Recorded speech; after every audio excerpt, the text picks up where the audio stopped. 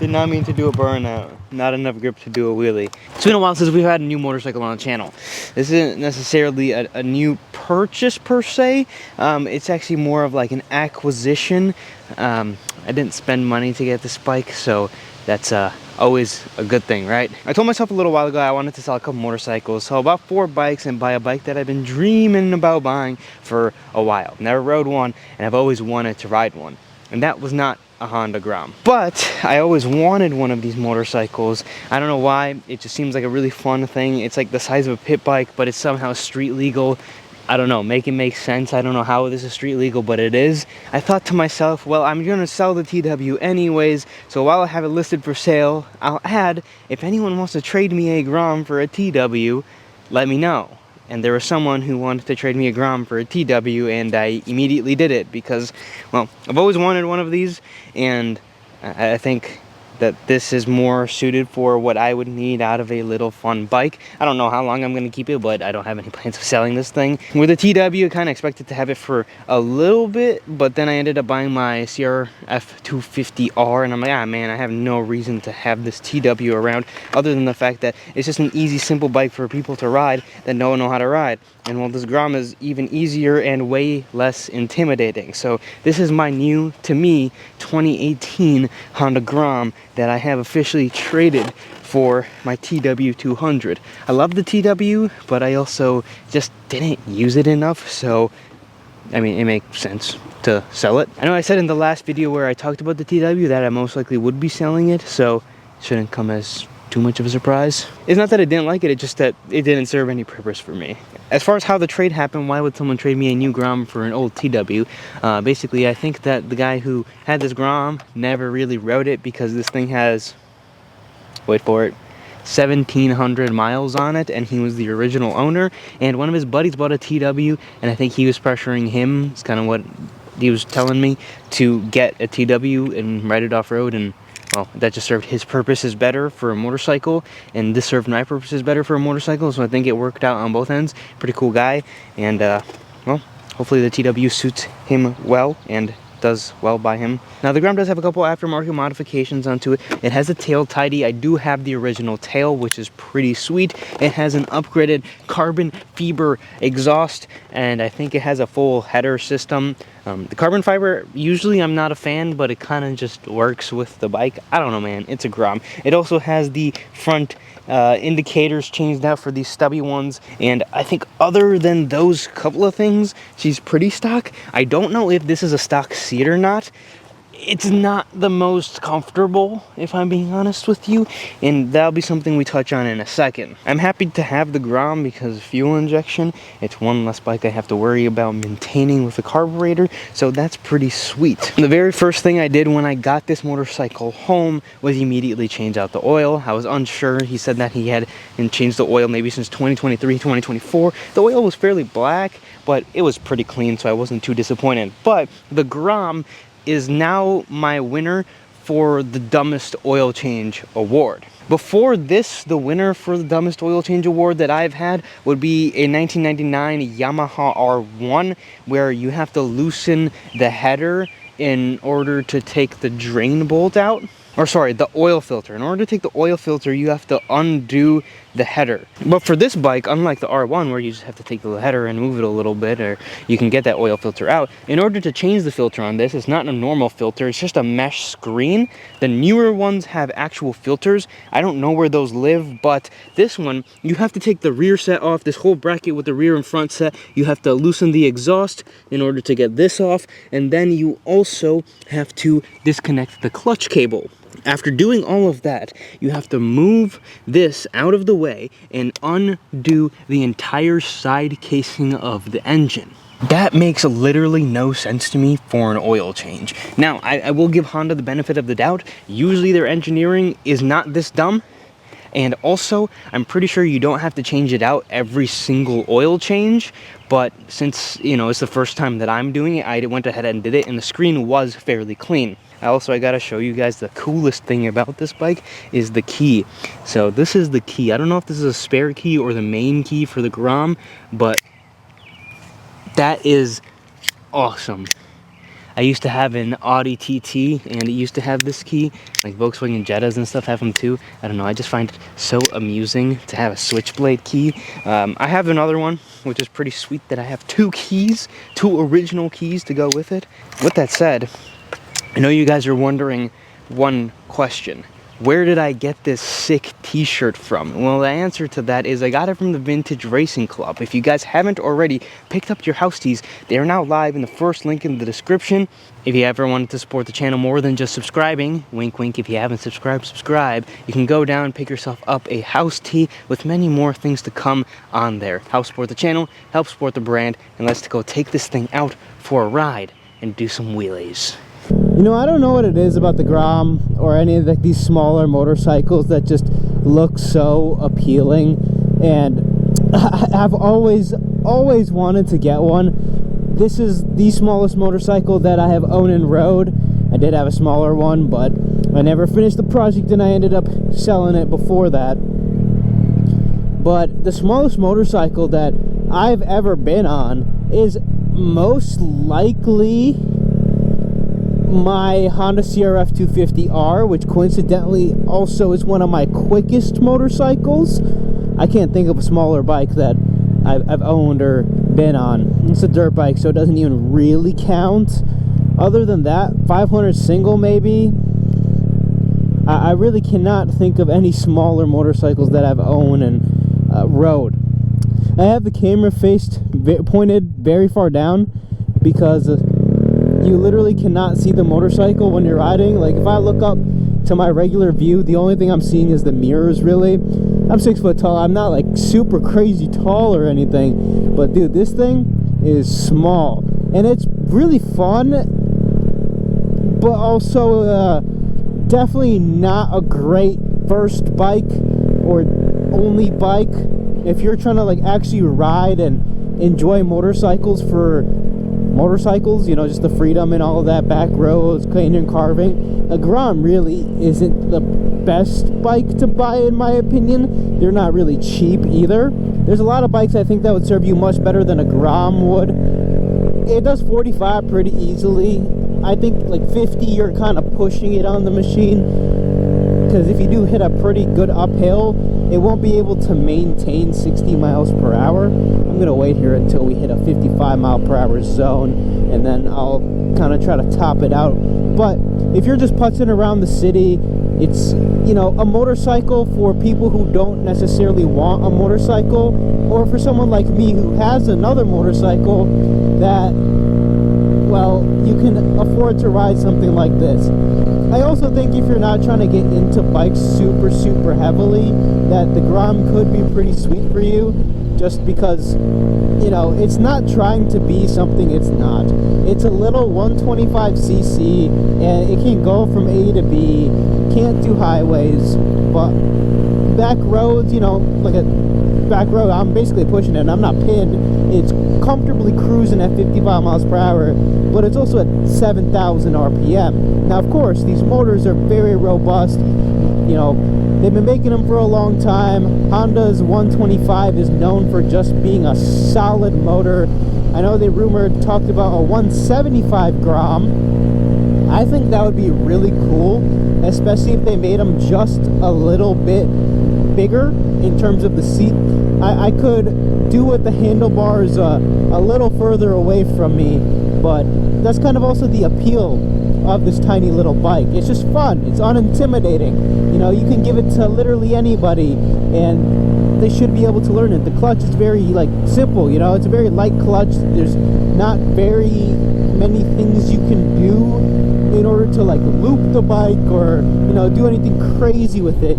If you want to wheelie it, you really have to be trying to get that front wheel off the ground, or just be really bad. Like, you'd have to be skilled to accidentally wheelie a Grom. Back road stuff, I probably will not be taking this thing back to work like I did today, just simply because this is my ride home for, you know, 15-20 miles. Not the best case scenario for this bike, but in the city I think it would be awesome. Just putting around, I think the Grom would be really fun. It almost feels wrong to wear gear on this bike.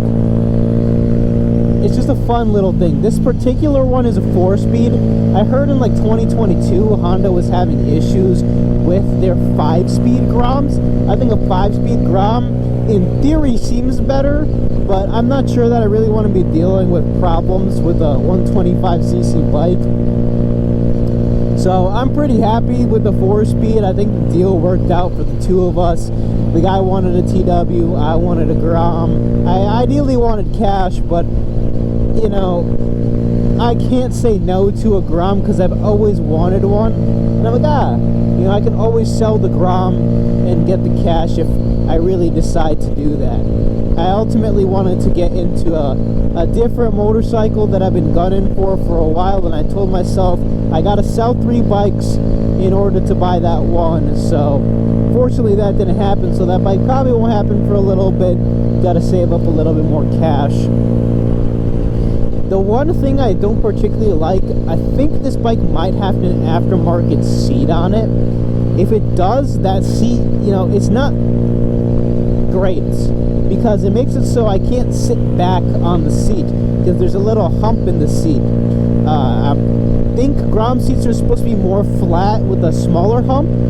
If that is the case, well, I think that would suit me much better. Make sure that's not a cop because I haven't registered the bike yet because I bought it 2 days ago. You know, you don't expect the 125 to be doing its dues, but man, she'll go 60 on the back roads. She'll do this no problem. I just find that, you know, I'd rather just take my Hornet than do this commute and have the bike ringing at 7K and vibrating my butt in my hands. Not that the Hornet doesn't do that, but we're gonna solve that here soon. You know, I just find it funny because I'd be going much faster through this little road here. There's like a raccoon or something that crossed the road. Don't know where it went. The little bike, it's a lot of fun. I love little bikes. I think this thing would be an awesome little wheelie machine. I don't know how to wheelie, so this might be the bike to do it with. Not on the streets, of course. I do not condone stunt riding on the streets, nor do I stunt ride on the streets, because that would be irresponsible and illegal. We don't do illegal things on this channel. It's just so funny, dude. You can't like see the bike at all. I feel so big on it. I don't know what it looks like for me to be on this bike, but I just imagine it doesn't look right because I'm pretty big for this thing, and the previous owner was even taller than I was. I think he was like 6'4". I'm just gonna go. Hell yeah. I think there's a parking lot on this road, and if there is, we're gonna attempt a wheelie. Let's see what they can get this bike top speed to. I think I reached for another gear without there being a gear. My bad. Let's see what we can top her out to. This right here is the German Autobahn. Like I said, nothing illegal. I don't even think I can break the speed limit if I wanted to. I literally cannot break the speed limit even if I wanted to. I hope you guys can see the screen.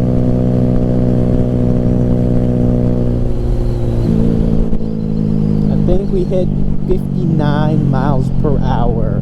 The one thing I do want to do with this bike is bleed the brakes. I changed the oil immediately when I bought it yesterday. The guy who bought the TW, we were talking, and he's like, I gotta try to get the carburetor, you know, adjusted properly and playing around with it and everything. I suppose he wasn't satisfied with perhaps the top end or something like that. I believe he was saying it started to bog up on the top end, which could be possible. I rode the thing, you know, I barely rode that bike. I think I put 200 miles on it, and a lot of that was last year.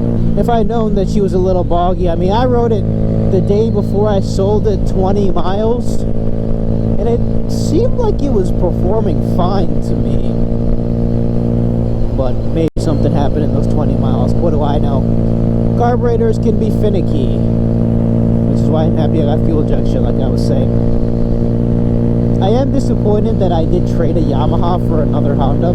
I got too many Hondas in my collection. Not that that's a bad thing necessarily, but they make such an array of motorcycles that, you know, you can buy 50 different Hondas and you'll probably have a different style of motorcycle, or something will provide a unique experience that the other one doesn't.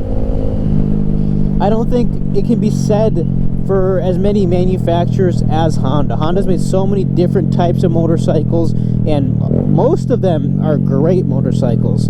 You know, other manufacturers do make motorcycles that, well, let's just be honest, they're trying to compete with a market, while Honda sometimes just makes a motorcycle that doesn't really have a market. The bike fails and they're like, ah, whatever, it was a cool experiment. Take the Honda GB500, the NT650, the CBX, all those types of bikes that they ended up low production. They only sold for a few years because everyone was like, hey, why did you make this? And I think the Grom, correct me if I'm wrong, but was the first out of everyone to kind of do it. And I think this was another one of those fun experiments that they did. And they're like, ah, people want to buy this. You know, we won on this one. You know, Honda has more wins than losses, I would say, but even the bikes that are losses, like the GB, the CBX, or the NT650, low sales volumes and people not wanting them, now those bikes are all collectible and they're really great to ride. They're not bad bikes by any means, they just didn't perform well in their time. The other thing with the Grom, and maybe the one reason why some people might not understand why I'm kind of complaining about the top speed or you know, their drivability or rideability, I haven't gotten super far into that yet because we'll talk about more of that in the review, but I already know I'm going to see some comments about it. Like, ah, you can have your Grom as your only bike. I rode a 125, you know, all my life. In America, smaller bikes aren't feasible. If we're just being real, a lot of things are pretty far spread apart. A lot of the speed limits are pretty high. It's not quite like other countries where the speed limits might be lower, or perhaps, you know, gravel roads, things like that. In America, we got high top speeds and we got a lot of roads to ride on. Not that other countries don't, but even just to go to work, you know, 13 miles even just to go to work for me, just a light commute, like super light, like nothing crazy, 20 miles, 15 miles. To do that on a Grom, I mean, I'm basically increasing my time, you know. I could go hop on my CB 900 and get on the interstate. I'd be there in half the time. And I think some people understand, more majority of people probably understand, but I know there's some of those people who might not understand American roads, American systems. A motorcycle like this isn't for America or for the majority of Americans. This is for a very small percentage of Americans.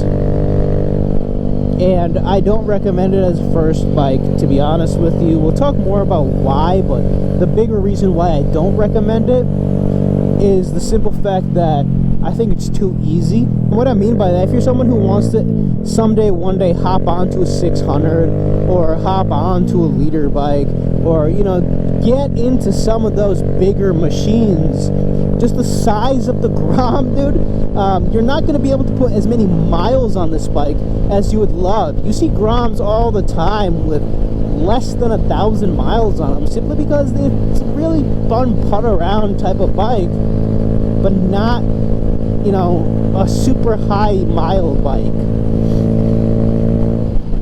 And if you are buying a Grom as your first bike, just be aware of that.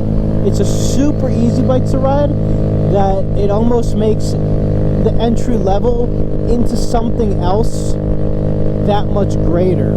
You know, if a Grom rider hopped onto a 600cc bike, I mean, that 600cc bike will blow your mind. And for those who know what I'm talking about, they know what I'm talking about. There's better bikes, 250s, 300s, that kind of stuff, that can provide the same type of top speed, but they're a little bit more bulky, they're a little bit more heavy, they teach you a little bit more about, you know, just using the throttle, using the clutch. Honestly, the Grom is, you put it in fourth gear and you just pin it and you just ride. Just a Grom. It just is a Grom, man. That's all it is.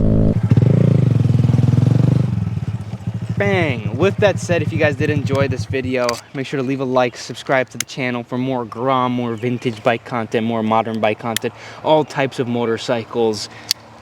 Make sure to go pick up your house teas, and as always, I'll see you guys in the next video. Brum, brum, brum.